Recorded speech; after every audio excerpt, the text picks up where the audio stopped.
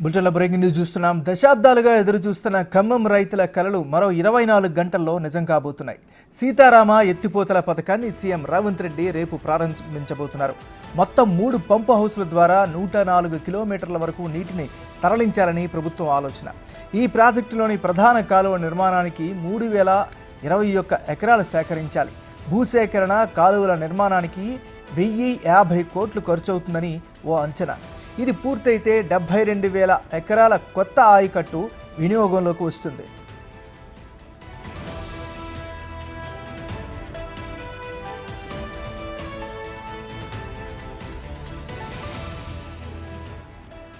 Rajiv link canal కింద మరో 118,000 ఎకరాలకు సాగునీరు అందుతుందని ప్రభుత్వం చెబుతోంది. అటు సత్తుపల్లి ట్రంక్ కెనాల్ పూర్తయితే 152,000 ఎకరాల ఆయకట్టు సాగులోకి వస్తుంది. ఈ 2 కెనాల్స్ కోసం 3,428 ఎకరాల భూసేకరణ జరగాలి. దీనికోసం 1,650 కోట్లు ఖర్చవుతుందని ఇరిగేషన్ డిపార్ట్మెంట్ లెక్క.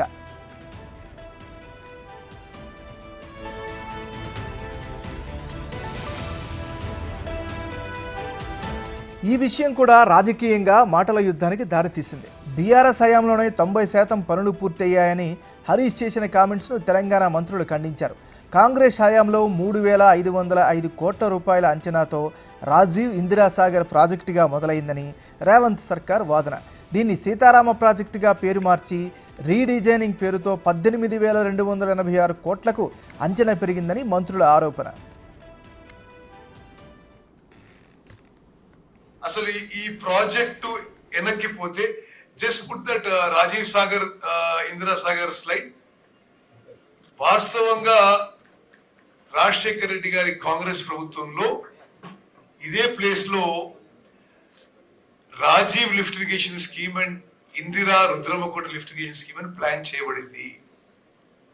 శంకుస్థాపన అయింది, కొంత పనులు ముందుకు పోయినాయి.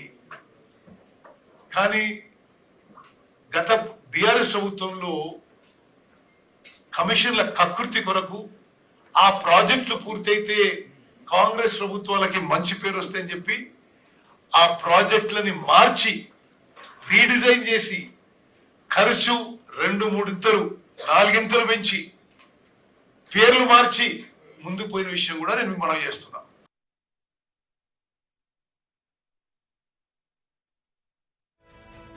ఖర్చు పెరిగిన పనులు మాత్రం బీఆర్ఎస్ హయాంలో 39% పనులు మాత్రమే జరిగాయని మండిపడుతున్నారు. కానీ 90% పనులు పూర్తయినట్టు హరీష్ ప్రచారం చేయడం దుర్మార్గమని తెలంగాణ మంత్రులు ఆగ్రహం వ్యక్తం చేస్తున్నారు. ఇప్పుడు నిన్న హరీష్ రావు గారు ఏమంటారు, 90% పనులు మేము పూర్తి చేసినామంటారు. ఇది నిజంగా హాస్యాస్పదం.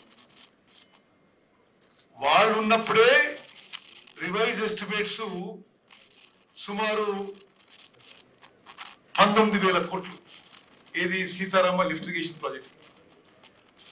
వాళ్ళు దిగిపోయిన రోజు 19,000 కోట్లు ఈ సీతారామ లిఫ్ట్ ఇరిగేషన్ ప్రాజెక్టు అయ్యే పూర్తి ఖర్చు అయితే, వాళ్ళు దిగిపోయే రోజు వాళ్ళు ఖర్చు పెట్టిన అమౌంట్ 7,436 కోట్లు. నేను ఎగ్జాక్ట్ ఫిగర్ ఇస్తున్నా మీకు. అంటే ఈ సీతారామ లిఫ్ట్ ఇరిగేషన్ ప్రాజెక్ట్ కి వాళ్ళ హయాంలో physical or financial progress is 39%. ఇక దశాబ్దాలుగా ఎదురు చూస్తున్న ఖమ్మం రైతుల కలలు మరో 24 గంటల్లో నిజం కాబోతున్నాయి. సీతారామ ఎత్తిపోతల పథకాన్ని సీఎం రేవంత్ రెడ్డి రేపు ప్రారంభించబోతున్నారు. మొత్తం 3 పంపు హౌస్ల ద్వారా 104 కిలోమీటర్ల వరకు నీటిని తరలించాలని ప్రభుత్వం ఆలోచన. ఈ ప్రాజెక్టులోని ప్రధాన కాలువ నిర్మాణానికి 3,021 ఎకరాలు సేకరించాలి. భూసేకరణ, కాలువల నిర్మాణానికి 1050 కోట్లు ఖర్చు అవుతుందని ఓ అంచనా. ఇది పూర్తయితే 72,000 ఎకరాల కొత్త ఆయకట్టు వినియోగంలోకి వస్తుంది. ఇక ఇదే అంశానికి సంబంధించి మరింత తాజా సమాచారాన్ని ఖమ్మం నుంచి మా రిపోర్టర్ భాస్కర్ అందిస్తారు. భాస్కర్.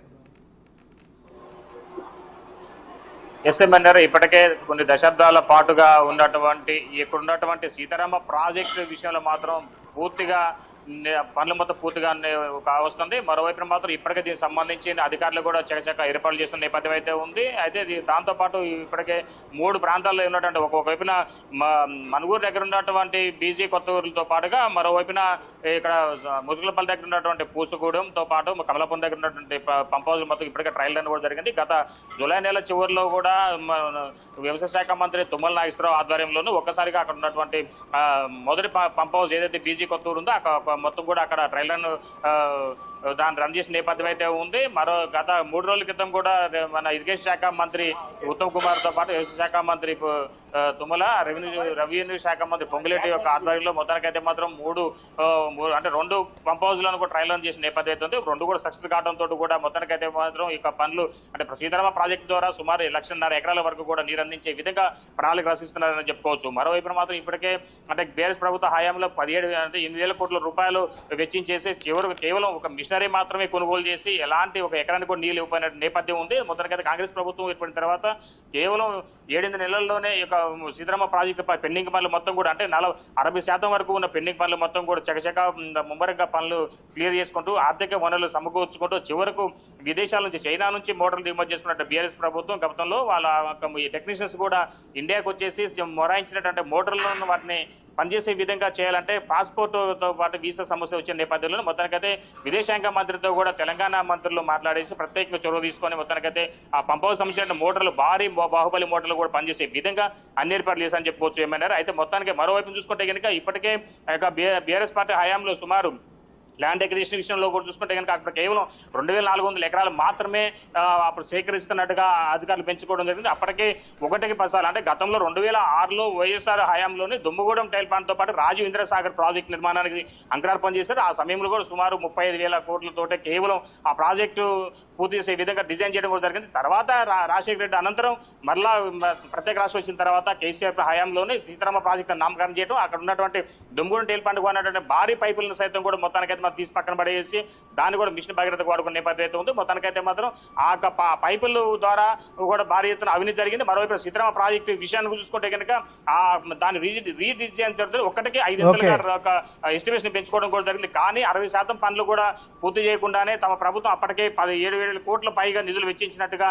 అధికారులు లెక్కలు చెప్తున్న నేపథ్యం అయితే ఉంది. మొత్తానికైతే మాత్రం ఖమ్మం జిల్లాలో ఉన్నటువంటి మంత్రులు మొత్తానికైతే మాత్రం అంటే ఒకవైపు రెవెన్యూ శాఖ మంత్రి, ఒకవైపు వ్యవసాయ శాఖ మంత్రి తుమ్మల, డిప్యూటీ సీఎం బట్టి విక్రమార్క నేతృత్వంలో మొత్తానికి ఆగమేఘాల మీద అంటే వాళ్ళు కాంగ్రెస్ ప్రభుత్వం ఏర్పడిన తర్వాత మొదటిసారిగానే మొత్తం పదవి బాధలు చేపడిన తర్వాత రాముడి సంతానంలో భద్రజలం రావడం అక్కడికి వచ్చిన తర్వాత అక్కడ ఈ యొక్క సీతారామ ప్రాజెక్టు పూర్తి స్థాయిలో కట్టుబడి ఉన్నాము. ఈ సీజన్ లో ఆగస్టు 15 తారీఖు వరకు కూడా రైతులకు నీళ్లు ఇచ్చే విధంగా ప్రణాళిక రచిస్తామంటే మాట ఇచ్చినటువంటి మంత్రి బృందం మొత్తానికైతే అనుకున్న విధంగానే చకచక పనులు కూడా పూర్తి చేయడం కూడా జరిగింది ఏమన్నారు. ఇప్పటివరకు అయితే మాత్రం 1,500 ఎకరాల వరకు కూడా నీరు అందించే విధంగా అన్ని ఏర్పాట్లు చేస్తున్న నేపథ్యం అయితే ఉంది. అది మొత్తానికైతే మాత్రం ఒకవైపు బీజీ కొత్తగూడెం నుంచి మొదలుకుంటే కనుక ఒకవైపున ములకలపల్లి అశ్వరాపేట నియోజకవర్గంలో ఉన్నటువంటి ములకలపల్లి దగ్గర ఉన్నటువంటి పూసుగూడెంతో పాటుగా కమలాపురం దగ్గర ఉన్నటువంటి పంప్ హౌస్లు కూడా మొత్తం ఏర్పాటు చేయడం జరిగింది. మరి కొంత అంటే ఇంకొక విషయం చెప్పుకోవాల్సిన విషయం ఏంటంటే అశ్వరాపేట దగ్గర ఉన్నటువంటి ల్యాండ్ కొంత ఫారెస్ట్ సమస్యలతో కాస్త ఇబ్బంది ఉన్న నేపథ్యంలో అది కూడా త్వరలో గ్రీన్ ట్రిబ్యునల్ నుంచి కూడా అనుమతులు రానున్న నేపథ్యంలో ఉంది. మరోవైపు మాత్రం బుర్గపాట దగ్గర ఉన్నటువంటి రైతులు కాస్త భూమి స్వచ్ఛందంగా ఇచ్చారు. వాస్తవంగా 70 రోజుల్లోనే 70 కోట్ల రూపాయల పనులు చేపట్టినటువంటి ప్రభుత్వం మొత్తానికైతే మాత్రం ఇక పనులు సగజగా చేస్తున్న నేపథ్యంలో రైతులు కూడా స్వచ్ఛందంగా భూములు ఇచ్చేసి ప్రభుత్వం తరపు నుంచి ఎక్స్గ్రేషియర్ రాకపోయినా సరే మిగతా రైతుల భవిష్యత్తు కోసం రైతు అవసరాల కోసం తమ ప్రభుత్వం ముందడుగేస్తుందని చెప్పి ఉద్దేశంతో